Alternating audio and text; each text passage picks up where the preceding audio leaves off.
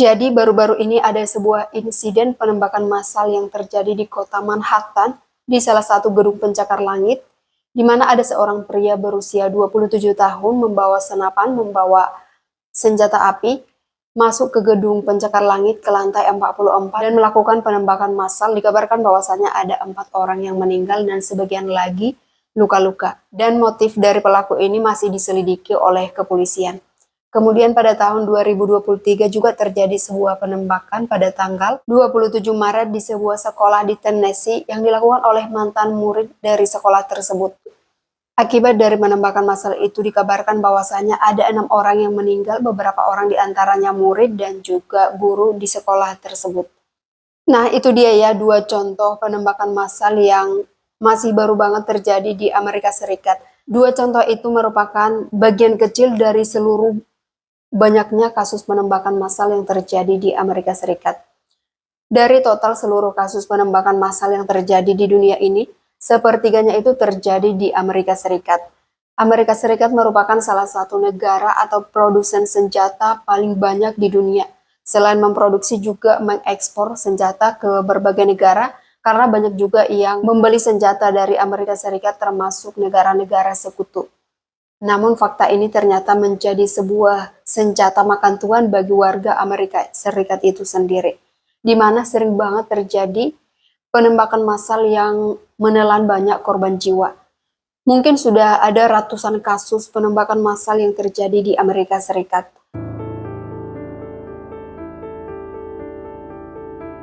Dan sekarang kita bahas kenapa penembakan massal sering banget terjadi di Amerika Serikat dan merupakan negara dengan kasus penembakan massal terbanyak di dunia. Yang pertama itu, dan ini memang sangat krusial banget ya, sangat menonjol banget. Alasan yang pertama karena mudahnya mengakses senjata api. Di Amerika Serikat, kepemilikan senjata itu telah diatur oleh The Second Amendment atau amandemen kedua konstitusi yang menjamin hak warga negara Amerika Serikat untuk memiliki dan juga membawa senjata. Dan aturan ini sudah berlaku mulai tahun 1000. Jadi sudah lama banget ya, warga Amerika Serikat itu diperbolehkan untuk membawa senjata. Namun karena Amerika Serikat itu terdiri dari 51 negara bagian, di tiap negara bagian itu peraturannya berbeda. Contohnya di negara bagian Nevada, seseorang tidak perlu memberitahu siapapun bahwasanya dia memiliki senjata. Contohnya seperti saya, kalau misalnya saya warga negara Amerika Serikat yang berdomisili di Nevada, jika saya ingin membeli senjata api, saya tidak perlu memberitahu siapapun. Jadi bayangkan ya, kalau misalnya terjadi perkelahian, saya bisa aja langsung menggunakan senjata api tersebut. Jadi ini sangat-sangat berbahaya sekali ya. Kemudian syarat usia untuk memiliki senjata. Untuk memiliki senjata sejenis senapan atau shotgun, minimal berusia 18 tahun. Sementara untuk memiliki senjata pistol itu minimal berusia 21 tahun. Namun, untuk beberapa kasus diperbolehkan di bawah 18 tahun untuk memiliki senjata dengan alasan seperti untuk perburuan, untuk kegiatan peternakan, keperluan militer dengan syarat diawasi oleh orang dewasa. Jadi bayangkan ya, di bawah 18 tahun aja udah boleh menggunakan senjata api, walaupun dengan alasan seperti alasan militer, pertanian, atau perburuan. Namun alibi itu atau alasan itu boleh aja ya dikarang-karang untuk mendapatkan senjata api tersebut. Jadi ini sangat-sangat berbahaya sekali ya sebenarnya. Sementara kategori orang-orang yang diperbolehkan untuk memiliki senjata menurut US Code 2011 yang pertama itu merupakan warga negara Amerika Serikat. Yang kedua itu berkebangsaan Amerika, namun bukan warga Amerika. Yang ketiga itu pemilik green card, yaitu penduduk tetap yang udah sah di Amerika Serikat. Yang keempat itu pengungsi yang diterima secara sah di Amerika Serikat. Jadi bayangkan ya, pengungsi aja bisa mendapatkan hak kepemilikan senpi. Yang kelima itu orang asing dengan visa non-imigran. Jadi kalau ada orang asing yang tinggal di Amerika Serikat menggunakan visa kerja boleh memiliki senpi. Jadi dari kriteria orang-orang yang boleh memiliki senpi tersebut bisa simpulkan bahwasanya hampir semua orang bisa memiliki senpi ya. Bayangkan pengungsi ataupun orang yang bekerja di sana dengan visa kerja misalnya boleh menggunakan senpi. Namun tidak semua orang diperbolehkan memiliki atau membawa senjata api. Ada beberapa kriteria atau kategori orang-orang yang tidak diperbolehkan memiliki senjata api. Yang pertama itu narapidana yang divonis atau yang menjalani hukuman penjara lebih dari 1 tahun. Jadi kalau lebih dari 1 tahun pernah di penjara tidak boleh memiliki senpi. Namun kalau kurang dari 1 tahun itu ternyata masih boleh memiliki senpi. Kriteria yang kedua itu buronan atau orang yang sedang dalam kasus. Kemudian yang ketiga itu pengguna narkoba. Yang keempat itu orang yang memiliki masalah mental atau kejiwaan atau dengan syarat sudah pernah mengunjungi suatu institusi kesehatan mental ya. Karena ini sangat berbahaya buat orang-orang yang kejiwaannya tidak stabil. Kemudian orang-orang yang tidak diperbolehkan memiliki senpi itu orang yang masuk ke Amerika Serikat secara ilegal. Jadi banyak banget ya imigran yang masuk melalui Meksiko misalnya. Mereka ini tidak diperbolehkan memiliki senpi. Kemudian juga orang-orang yang dipecat dari suatu angkatan bersenjata secara tidak hormat. Lalu ada juga orang-orang yang sudah meninggalkan kewarganegaraan Amerika Serikat, jadi tidak diperbolehkan lagi memiliki senpi. Dan yang terakhir itu orang-orang yang sedang dalam masa restraining order atau mendapatkan surat perintah pengadilan untuk menjaga jarak dengan seseorang. Mungkin ada kasus penguntitan atau ancaman, jadi seseorang ini tidak diperbolehkan untuk membawa senpi apabila dia sudah dalam restraining order. Dan di Amerika Serikat itu diperbolehkan membawa senjata api di pesawat dengan syarat seperti ini. Diletakkan di dalam bagasi di sebuah box yang keras, kemudian dengan peluru kosong ya, tidak boleh ada pelurunya. Dan wajib melapor ke maskapai tersebut. Jadi kalau dalam penerbangan domestik di Amerika Serikat boleh membawa senpi dengan syarat yang tadi. Dan lembaga yang mengatur kepemilikan senjata api ini adalah ATF, Bureau of Alcohol, Tobacco, Firearms and Explosive. Jadi lembaga ini yang mengatur seseorang itu apakah boleh memiliki senpi atau tidak. Kepemilikan senjata api ini jadi perdebatan di warga Amerika Serikat itu sendiri karena ada yang pro, ada yang kontra, ada yang setuju bahwasanya Amerika Serikat bebas memiliki senjata, sementara ada juga yang tidak menyukai peraturan ini ya. Karena dengan bebasnya orang memiliki senpi, maka penembakan sering banget terjadi. Namun ada juga yang mengatakan ketika kita memiliki senjata api, lebih aman ketika ada bahaya yang datang ke rumah atau ke tempat-tempat tertentu. Namun sampai saat ini Amerika Serikat masih sangat bebas banget ya memperbolehkan warga negaranya memiliki senjata api. Makanya tidak heran banyak sekali terjadi penembakan massal di Amerika Serikat. Nah, sekarang kita bahas tentang penembakan massal yang terjadi di Amerika Serikat. Ini udah banyak banget ya, udah ratusan kasus penembakan massal. Dan menurut artikel CNBC, ada beberapa kasus penembakan massal yang tragis banget. Yang pertama itu tragedi Aurora pada tanggal 20 Juli tahun 2012. Tragedi ini menewaskan 12 orang di sebuah bioskop di Aurora, makanya disebut tragedi Aurora. Dan pelakunya itu seorang pria yang menggunakan penutup wajah pada saat melakukan aksinya. Kemudian dia akhirnya ditangkap dan dipenjara seumur hidup. Yang kedua, tragedi Washington pada tanggal 16 September tahun 2013. Insiden ini menewaskan 12 orang di Washington Navy Yard. Pelakunya itu seorang mantan tentara cadangan Angkatan Laut Amerika Serikat, dan pada saat kejadian juga akhirnya ditembak mati oleh polisi. Kemudian tragedi Charleston pada tanggal 17 Juni tahun 2015 menewaskan 9 orang jemaat gereja di Charleston, South Carolina. Pelakunya itu seorang warga kulit putih dan akhirnya dihukum mati.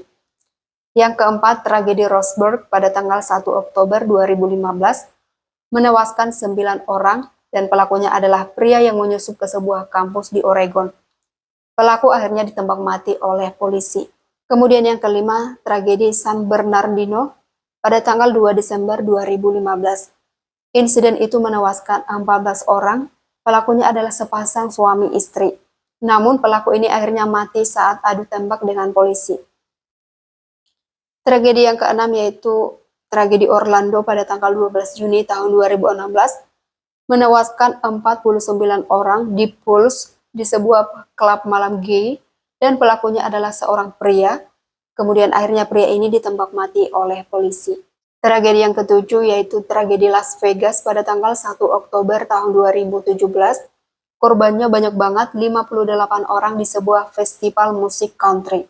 Pelakunya seorang pria. Kemudian setelah melakukan insiden penembakan yang brutal ini, akhirnya dia bunuh diri. Kemudian yang ke-8 itu ada Sutherland Springs pada tanggal 5 November tahun 2017. Korbannya itu adalah 26 orang di gereja di pedesaan Texas. Dan pelakunya ini seorang pria yang dipecat dari Angkatan Udara Amerika Serikat.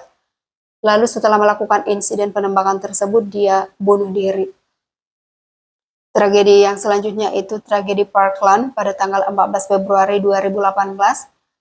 Korbannya 17 orang di sebuah sekolah menengah atas Marjory Stoneman Douglas di Parkland, Florida, dan pelakunya adalah mantan murid dari SMA tersebut.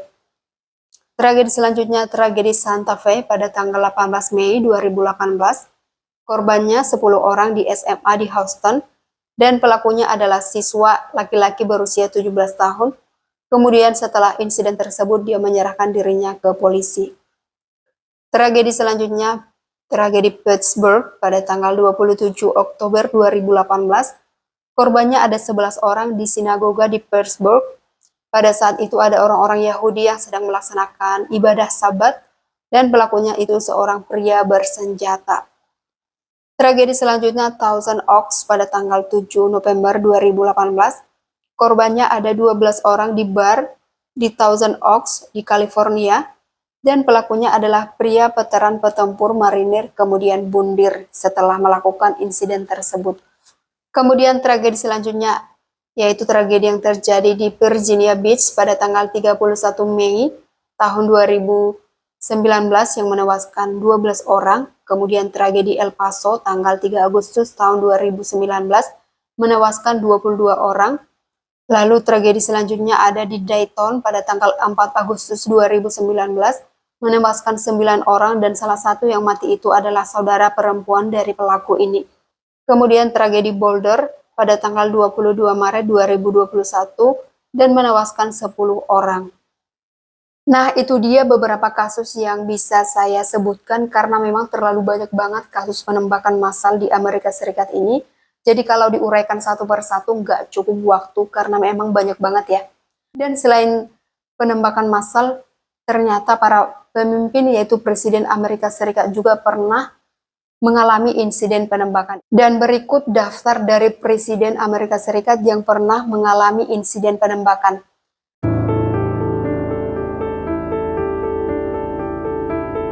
Setelah insiden ini ada yang langsung meninggal, ada juga yang masih dirawat setelah insiden tersebut dan kemudian sembuh, dan ada juga yang setelah ditembak masih hidup hingga saat ini. Yang pertama itu Abraham Lincoln. Abraham Lincoln ditembak oleh John Wilkes Booth pada tanggal 14 April tahun 1865, dan pada saat itu juga dia meninggal dunia.